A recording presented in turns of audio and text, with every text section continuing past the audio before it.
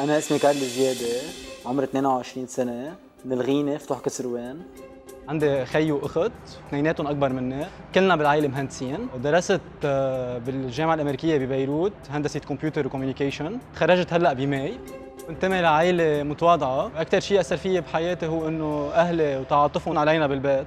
بيي وامي كانوا سوا دائما كرمال يامنوا لنا كواليتي اديوكيشن، لو حتى كانت شوي مكلفه ببلدنا لبنان، بس بنفس الوقت قدرنا نوصل.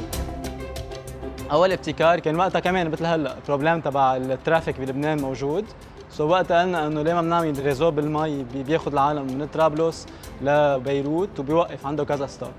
هذا الطموح بيجي بعد ما انا حقق هالبرودكت وبرودكتس ثانيين الموجودين بالفيجن تبعنا. الطموح هو انه خلي غير العالم كمان اعطيهم القدره تو انيبل ذم انه يقدروا مثل ما نحن عملنا يعملوا.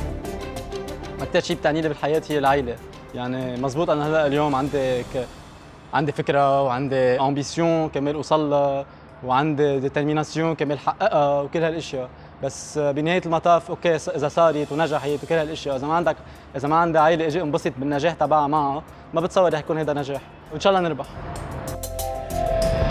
يا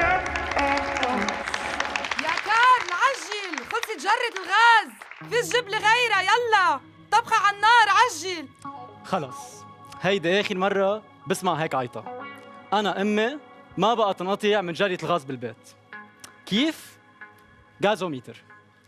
بلبنان، بالدول العربية، ببلاد افريقيا، نستهلك الغاز بواسطة جرة الغاز اللي كلنا بنعرفها. ما حدا بيعرف قد ايه فيها، ما حدا بيعرف امتى رح تقطعه، وما بتلاقي تقطعه الا بس تكون صينية الدجاج والبطاطا بالفرن وعندكم عالم على العشاء.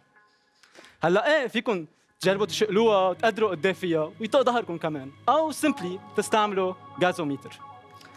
كل اللي عليكم تعملوه انكم تحطوا الجره على الغازوميتر، تفوتوا قد ايه الوزن الغاز اللي اشتريتوه 10 كيلو او 12 كيلو ونص اذا كنتوا بلبنان، والديسبلاي سكرين بيقول لكم قد ايه البرسنتج الباقي بقلب الجره، مثل ما بالموبايل فون ببين عندكم قد ايه باقي بالبطاريه.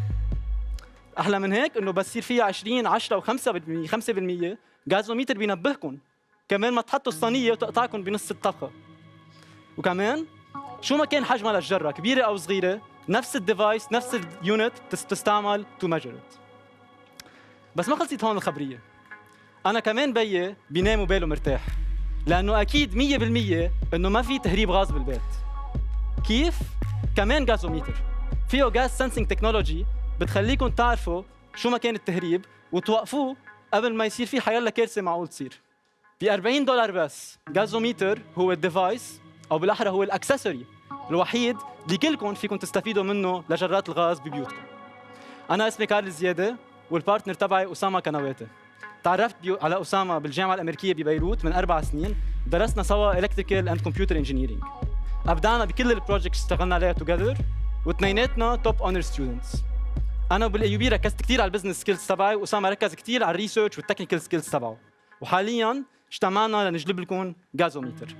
خلصنا البروتوتايب سو فار، وفي حال ربحنا هالكومبيتيشن رح نستثمر $10,000 كرمال نعمل اندستري الكتريكال سيركتري ناو ذات خلصنا الاندستريال ديزاين، وكمان نبادر بعمليه تصنيع.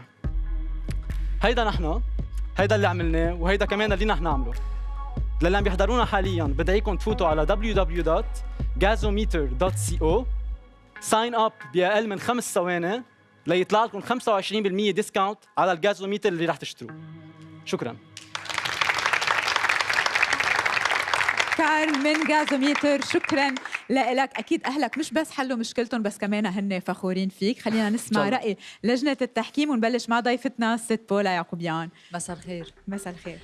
ديفايس كتير مهم، ضروري يكون بالبيت، بس ما بعرف قد ايه له مستقبل، لان بعتقد هول الجرات لازم نوقف نشوفهم ويصير يوصل الغاز ببايبس على البيوت وين ما كان. برودكت كتير مهم للبنان، خاصة انه نحن بنسمع عن انفجار جرات غاز، يمكن بلد وحيد بالعالم تنفجر فيه جرة الغاز. اللي رح يجيب غازوميتر مثل ما قلت، اذا في تسرب بيقدر يكون هيدا شغله كتير منيحه للسيفتي بالبيت. ما كنت بتخيل انه بعد لحد هلا 2016 ما اخترعناه، خاصه نحن اللبنانيه. فبدي اقول لك برافو، ام امبرست وشيء كتير حلو. شكرا استاذ وليد. في شريط كهرباء موصول على الغاز، خايف انا هلا مرتعب alright سو هيدا البروتوتايب سو فار موصول شريط كهرباء مش على الغاز، موصول على الانديكيتور.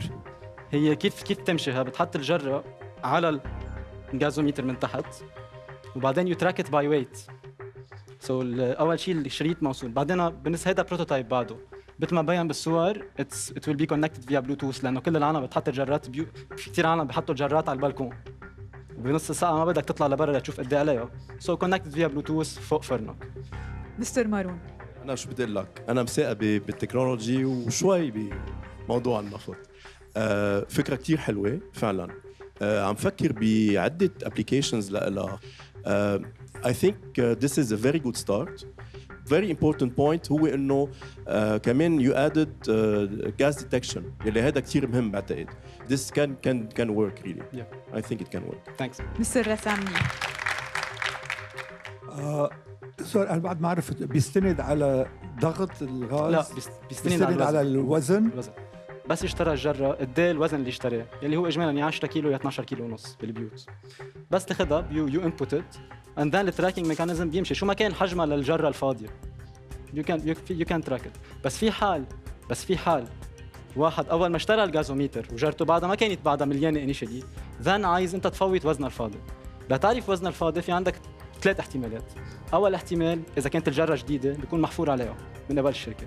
ثاني احتمال شركات الغاز دواي بيعبوا غاز هو انه بيحطها على ميزان بيكتب عليها الوزن الفاضي اللي اجته، بيعبي عليها 10 كيلو، بيزيد هال10 لحديت ما يوقف وبيكتبها بالاسود ومكتوبه على الجره هون. ثالث احتمال اذا هول كلهم مش متوفرين ذن فيك تاخذ افريج 13 كيلو للجره، في الايرور تبعك بتصير بين 5 و8%، بس بتضلها جود انف. واجان بذكر انه هيدا ات ويل بي اول مره بتستعمل الجازوميتر فيها، لانه ثاني جره عم تستعملها هي ومليانه انيشلي. سو اجان عم تاخذ بس انبوت واحد الانيشال ويت تبع. اوكي شكرا. ان شاء الله تكون يا كارل قدرت تقنع لجنه التحكيم. كلهم بتصور حبوها للفكره وكانوا من الاكسبريشنز على وجههم مبسوطين بالفكره. استاذ وليد حنا كان وندرينج اذا في شريط قاطع وخاف منه. وقتها قلت انه رح يكون بلوتوث سيستم ارتاح اكثر بكثير. اربح البرايز بتخليني فوت على ثاني ليفل، يعني اكون حققت اول تشيك بوينت، طلع لي فاندنج بلا ما اخسر اكويتي.